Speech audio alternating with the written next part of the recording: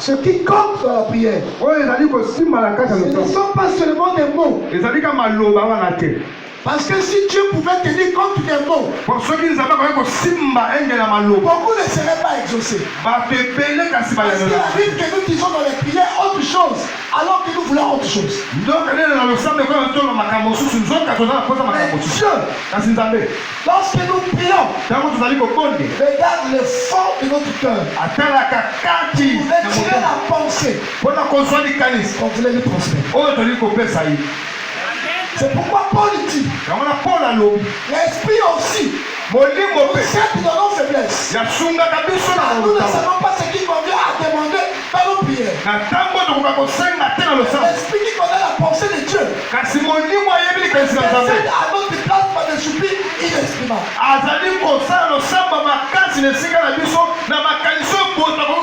Des soupirs inexprimables. Tu ne pouvais pas exprimer, tu ne pouvais pas manifester. Mais l'esprit connaît la pensée de Dieu et manifeste la chose pour toi. Voilà pourquoi il faut lier la prière à l'esprit de Dieu.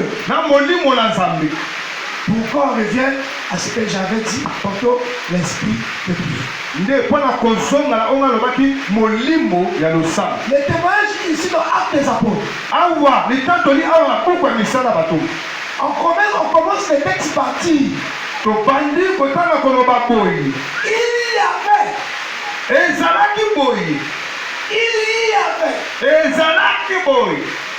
Ça veut dire, cet état n'est pas resté pérenne. Parce que même Paul, il était au milieu des gens qu'on a cités pendant qu'il était seul, les docteurs et les prophètes. Plus tard, Paul, on l'appelait apôtre.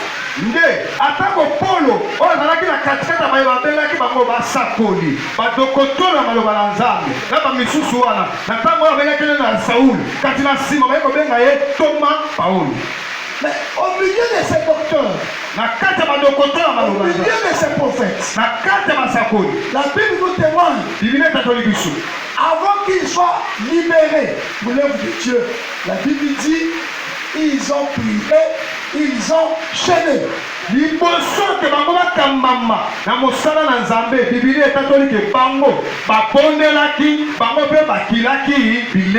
Le message de Dieu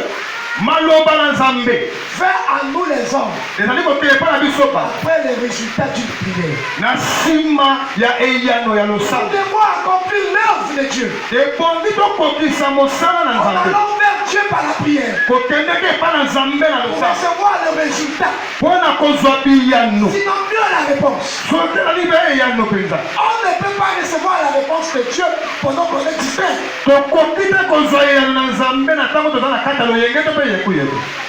Amen. Amen. Et puis, j'ai passé des années pendant que j'étais très jeune.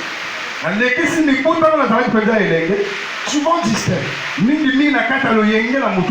Je passais toute la journée avec les amis en train de causer. Je ne comprenais pas. Souvent quand je me mettais en retraite, je recevais une message. Je pouvais recevoir une réponse.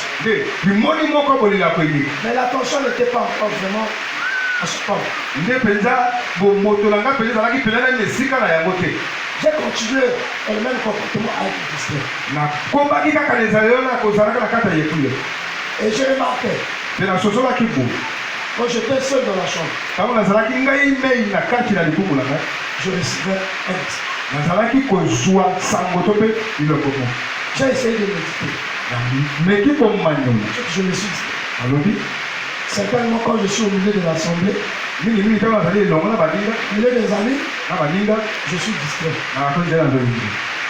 Je me suis retiré. Pour prier, pour jeûner, et pour attendre la réponse ici. J'ai vécu des expériences.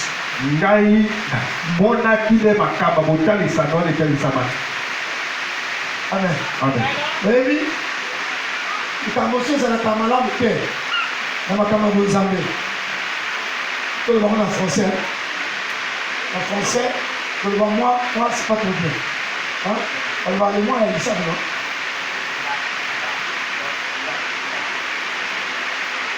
Maman va aller au soir.